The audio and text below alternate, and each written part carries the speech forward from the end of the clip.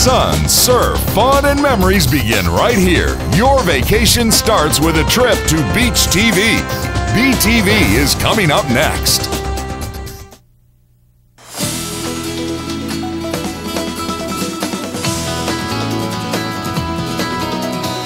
You've heard the phrase, happy as a clam? It may not have originated on the eastern shore of Virginia, but it could have. Virginia's eastern shore is a 75-mile-long peninsula between the Atlantic Ocean and the Chesapeake Bay, midway up the Atlantic coast. It is an ideal place for the production of aquaculture clams. The moderate climate is tempered by the Gulf Stream in the winter and by the bay and ocean in the summer. This ensures a year-round harvest where clam quality is not affected by extreme temperature swings. Here on the tip of this peninsula that includes 3 states, clams are king. Their pampered lifestyle begins at Virginia's premier clam growing operation, Cherrystone Aqua Farms in Chariton, and ends in restaurants or on the tables of millions of people throughout the United States. The seafood and agricultural industries have dominated the economy of the Eastern Shore for more than 400 years, and both still play a vital role in the area's economy. When it comes to seafood, few, if any, companies have a longer history than the Ballard Fish and Oyster Company, which has operated continuously since 1895. In 1983, the Ballards founded Cherrystone Aqua Farms, and since that time, they have become the world's largest producer of little neck clams, producing between 65 to 100 million of these tasty shellfish annually. It takes 2 to 3 years to grow a clam to market size, and the process begins in the hatchery, slightly ahead of the spawning process. Here employees inoculate large containers of pasteurized seawater with algae strains that are ideal food for young clams. During the nursery process, which lasts 8 weeks, Cherrystone uses more than 6,000 gallons of algae daily to sustain the several hundred million larval and juvenile clams. Once the food production process is underway, the spawning process begins. Cherrystone selects broodstock clams that will grow rapidly and conditions them to spawn by gradually bringing the water temperature of their environment to 66 degrees Fahrenheit, the ideal environment for spawning. Female clams release their eggs for fertilization, and then Cherrystone places the fertilized eggs in large tanks. For 10 days, the larvae ingest the algae-enriched seawater, and at the end of this period, they are recognizable as clams. After the clams reach a size of 130 microns, they move to new quarters. In these smaller containers, the final indoor stage at the hatchery, they continue to eat algae-enriched seawater in preparation for their move outdoors. The clams' first outdoor home is the upwellers outside the building. Here the juvenile clams receive a constant supply of natural seawater with no pasteurization or algae enrichment.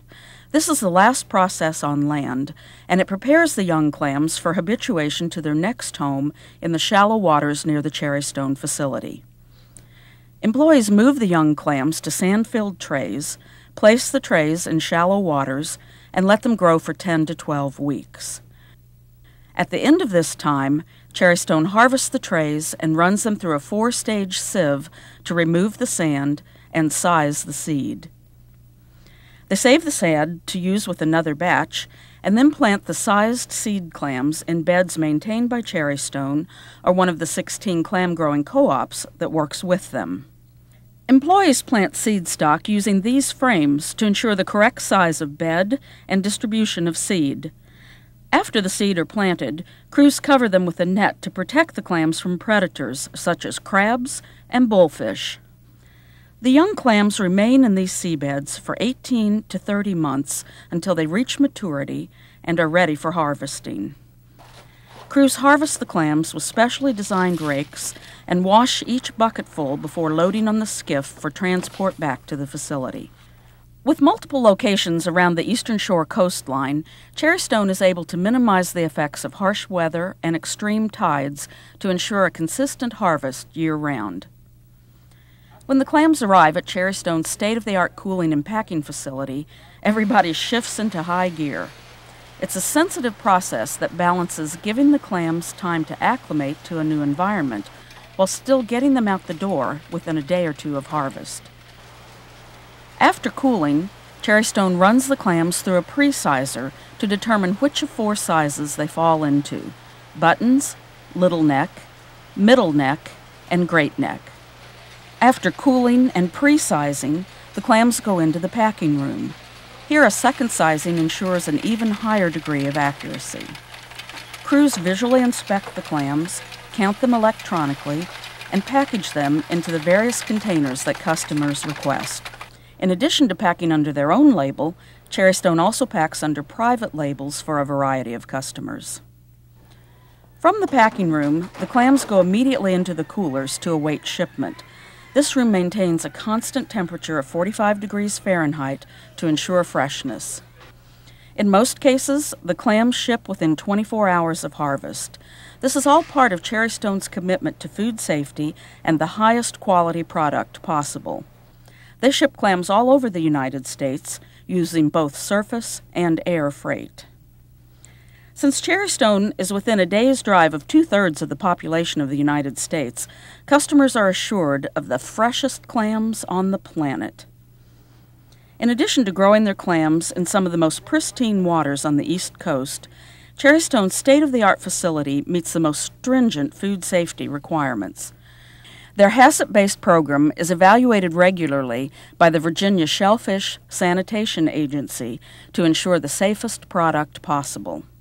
It's something that people can feel good about, that they're using a product that's sustainable and is good for the environment. While Cherry Stone is proud of its process and products, it is most proud of its people. Whether they are developing a market for farm-raised East Coast oysters or working with customers on innovative ways to increase the business, their people make the difference. If you are interested in establishing a relationship with a supplier who offers top-notch products, year-round availability, multiple transportation options, and a fair price, Cherry Stone can fill the bill. If you want more information or a tour of the operation, call them directly, visit their website, or contact them through the Virginia Department of Agriculture and Consumer Services.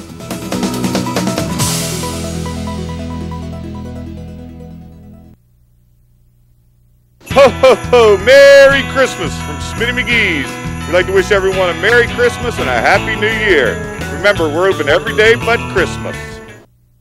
Just moments from Ocean City, Maryland's beach and boardwalk and Assateague Island National Seashore is the vibrant town of Berlin, Maryland. Nestled between U.S. Route 50 and U.S. Route 113, this Victorian village lets you enjoy life at a slower pace without giving up modern-day shopping, dining, and gallery experiences. As a nationally recognized Maryland Main Street community and a Maryland Arts and Entertainment District, Berlin is constantly adding to the already existing ambiance. The boutiques and shops in Berlin offer a unique shopping experience for both young and old. Clothing, jewelry, antiques, hip, trendy. Berlin houses several working galleries. Nationally recognized artists can be found on many streets. Local artists. Second Friday Art Stroll. Maryland Arts and Entertainment District. Enjoy casual to fine dining throughout Berlin. Fresh local ingredients are what makes the difference here. Coffee house. Bakery. Sunday brunch. Fine dining. Luncheonette. Berlin's historic side is charming. Renovated storefronts and homes will make your visit a memorable experience.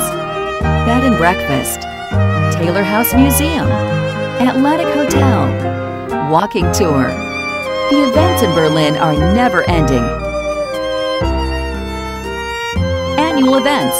Check us out. Fiddler's Convention. Peach Festival. Spring Celebration. Jazz and Blues Bash. Holiday Arts Night. The location of Paramount Pictures' Runaway Bride and Walt Disney's Tuck Everlasting just add to the allure of what Berlin, Maryland has to offer. Check out our website and make your plans to visit us soon.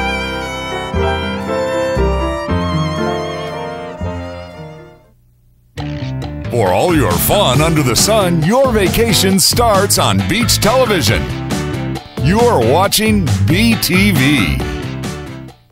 On behalf of myself and Diesel and the staff of the original Green Turtle, Happy Holidays! And Michelle, please. Happy Hanukkah! Thank you from the Green Turtle and Merry Christmas, everybody. Merry Christmas!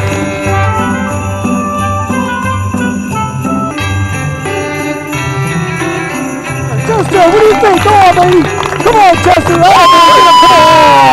come on.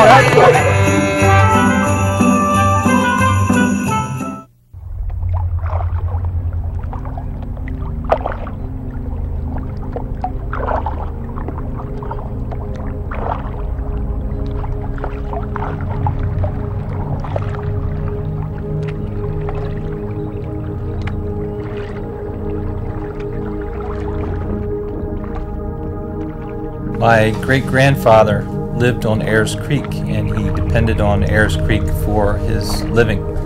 He, in the summertime, used a gill net to catch fish, and then he would take them home and salt them down for storage for the season. And in the spring and the fall, would harvest trees to sell to a local lumber yard. And in the winter, he would hunt deer and ducks and geese, and sometimes, they had to take advantage of what was available, and so they might trap muskrat or raccoon or whatever they could find. They were opportunistic, and so he really survived off of what Ayers Creek and the surrounding area had to offer. And now my wife and I are doing that in a very different way through our kayak adventure business, where we take people out and educate them about the natural environment and share with them the stories about my great-grandfather.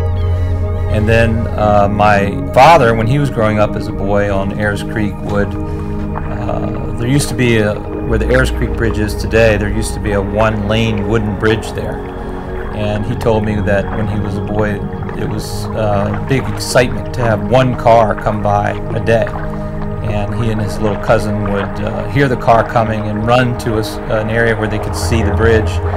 So that was their excitement for the day. Of course, now hundreds of cars cross Ayers Creek every day. Ayers Creek has changed a lot based on what my grandfather tells me. He says that it used to be very narrow and very deep. And now the creek is much wider and much shallower than it used to be. And there are even stories in the community where sailing ships used to sail up to Ayers Creek Bridge to bring in goods for the community. And of course, that's just not possible today, as shallow as it is. I think that there was a time when there was a lot less wildlife on Ayers Creek. And that was probably in the 50s and 60s, when there was a lot more agriculture activity and there was more of an impact on wildlife. And so now I think we're seeing a rebound in terms of the birds that we see, the number of fish that we see in the creek. And so I think that Ayers Creek is getting healthier than it was back in the 60s. I think Ayers Creek is recovering because there's been a lot of effort on water quality issues, habitat recovery kinds of projects, and just more attention drawn to the environment. Ayers Creek is very serene. It's very protected from the wind. It's a very calm waterway. We don't have a lot of waves, and so it's a very peaceful kind of setting. You see a lot of different types of birds, a lot of wildlife in general, and so it's a very relaxing kind of atmosphere, and I think people really enjoy that part of it.